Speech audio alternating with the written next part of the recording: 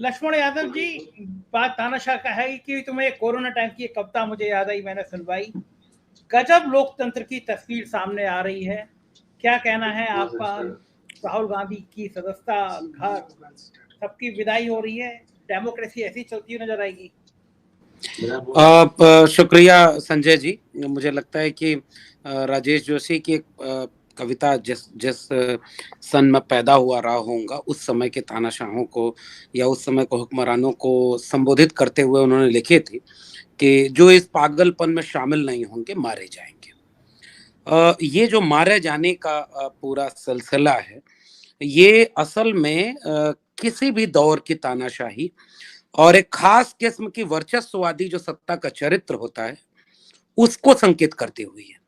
और आज जो हमने देखा है ये बिल्कुल वही काम किया जा रहा है। मुझे राहुल गांधी पर जब भी बात होती है तो मुझे एक ऐसा राजनेता मौजूदा दौर में दिखता है जो जिसकी सबसे प्यारी बात मुझे लगती है कि वो, जैसे पुराने जमाने में पंचतंत्र की कहानियों में हम लोग सुनते थे ना कि वो उस राक्षस की जान जिस तोते में बसी है, जब तक वो तोता पकड़ में नहीं आएगा वो बड़ा विलन नहीं मारा जाएगा। राहुल गांधी ने उस तोते को पकड़ा था। राहुल गांधी बार बार दो चीजों पर अटैक करते थे, एक आरएसएस पर और दूसरा ये इनके जो दोस्त हैं अंबानी और अडानी का रिश्ता।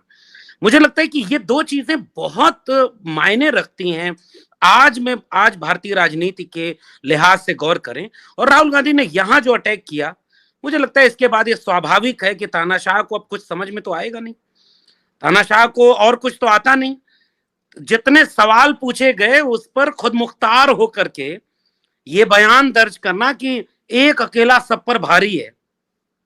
अगर वाकई एक अकेला सब पर भारी है तो फिर वो इतना जेल में लोगों को क्यों भेज रहा है, वो इतने मुकदमे लोगों के ऊपर क्यों कर रहा है, वो सदस्यता क्यों छीन रहा है।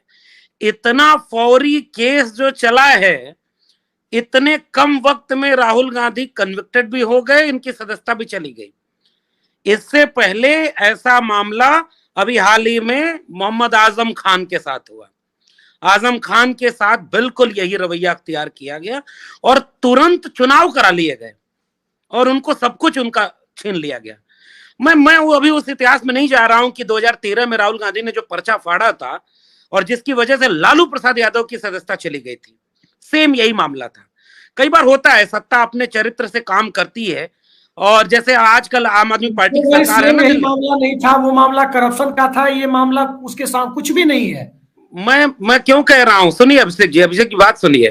करप्शन के मामले में भी बहुत सारा करप्शन कितना साबित हुआ है, कितना क्या हो रहा है, वो अलग सवाल है। मामला क्यों तुलना कर रहा हूं, सजा कितनी होगी और कितनी सजा पर सदस्यता चली जाएगी, ये मामला था और ये वही मामला है।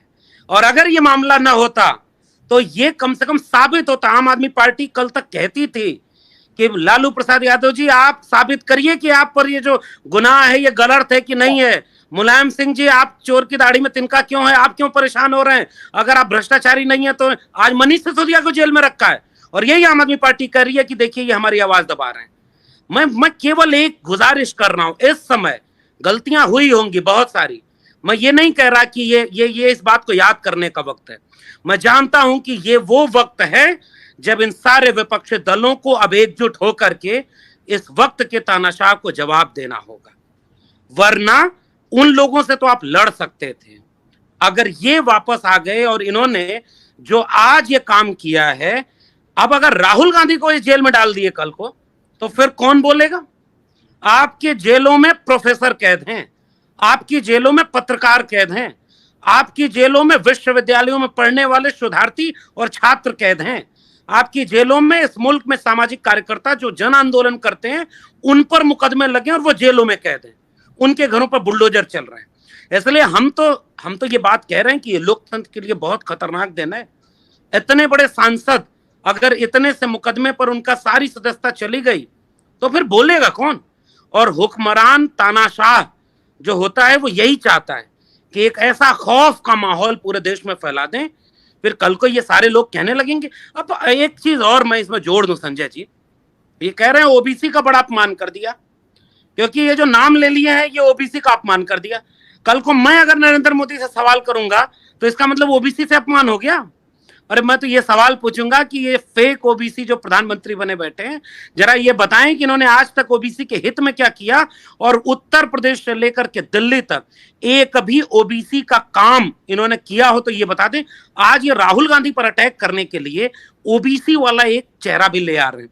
बता दो आपकी राहुल गांधी ने तो कम से कम ये किया ना कि 50% रिजर्वेशन लागू कर दिया अपने संगठन में, और वो बहुत सोशल जस्टिस को लेके कमिटेड ढंग से लड़ाई लड़ रहे हैं।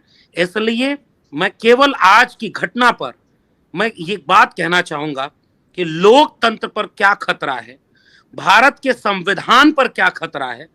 अब इस बात को हम जैसे तमाम लोग, और उसमें मीडिया जैसे आपके प्लेटफॉर्म का, विपक्षी दलों का, इस देश के सामाजिक कार्यकर्ताओं का, इस देश में जो भी संविधान से मोहब्बत करता है ना, जो भी इस मुल्क से मोहब्बत करता है ना, अब उसकी जिम्मेदारी है कि इस बात को आम आवाम तक ये सच ले जाए कि ये जो 56 इंच का तानाशाह है ये डरता है, और ये डरता है इसलिए ये अपने से सवाल पूछने वाले लोगों को जेल में भेज रहा है।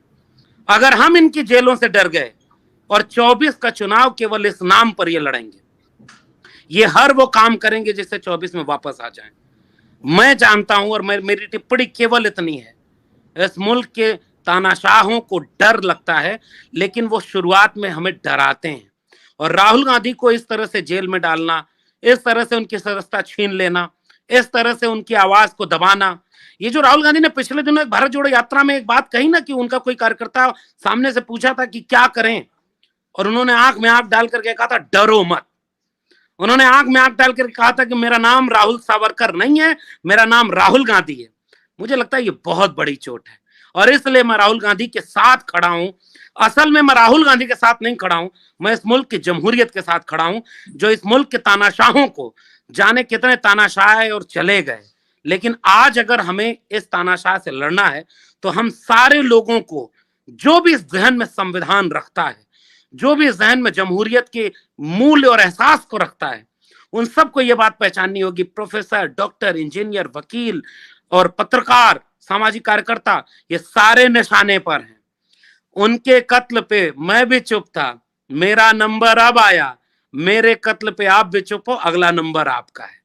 मैं केवल यही बात कह रहा हूं, लोकतंत्र का सबसे मुश्किल इम्तिहान का वक्त है, और ये इम्तिहान देने के लिए ये 1 साल बचा है संजय जी, केवल मुझे लगता है ना कि 1 साल बचा है। इस 1 साल में अगर वाकई आप इस मुल्क की जमहूरियत से मोहब्बत करते हैं, आपके जहन में इस मुल्क का दस्तूर है, आईन है, तो आइए खड़े हो जाइए, एक साथ खड़े होकर। और इसमें जिम्मेदारी कांग्रेस पार्टी की ज्यादा है।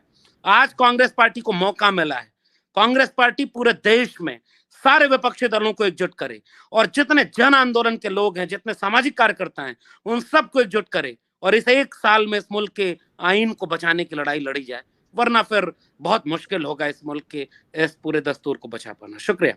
अच्छा लक्ष्मण जी, क्या रणनीति क्या हो, क्या अगर कांग्रेस के साथ सारा विपक्ष अगर एक साथ लोकसभा से इस्तीफा दे दे तो क्या माहौल बनेगा? अब मुझे लगता है कि ये थोड़ा मुश्किल काम है। एक समय में बहन जी मायावती जी ने रोहित वेमुला वाले प्रकरण में जब बहुत आवेशित होकर के सामने इस्तीफा दे करके स्मृति ईरानी के सामने राज्यसभा की सदस्यता छोड़ दी थी, मुझे लगता है कि भारतीय समाज अभी ये वाला त्याग समर्पण पता नहीं ये कब समझेगा। ये तो वो एक अकेला शेर सब पर भारी है, उसी से खुश हो जा रहा है।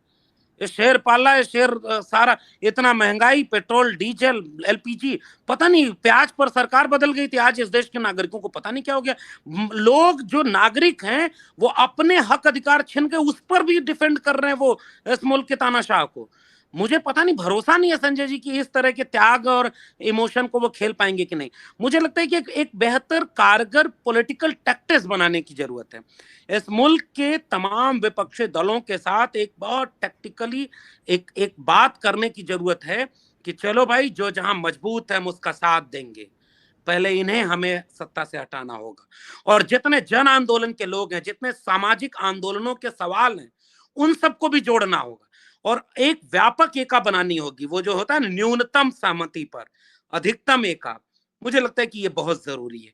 अगर ये होगा और सड़कें खामोश हो जाएं तो संसद आवारा हो जाती है। अब संसद क्या हो गई है ये सामने दिख रहा है। डॉक्टर राम मनोहर लोहिया को मैं याद करता हूँ, भगत सिंह को याद करता हूँ, 23 मार्च का दिन ही है, और 23 मार्च के दिन शहीद आजम भगत सिंह को फांसी, डॉक्टर राम मनोहर लोहिया की जयंती, और आज राहुल गांधी को इस्तीफा देना पड़ रहा है, उनको उनकी सदस्यता रद्द हो गई।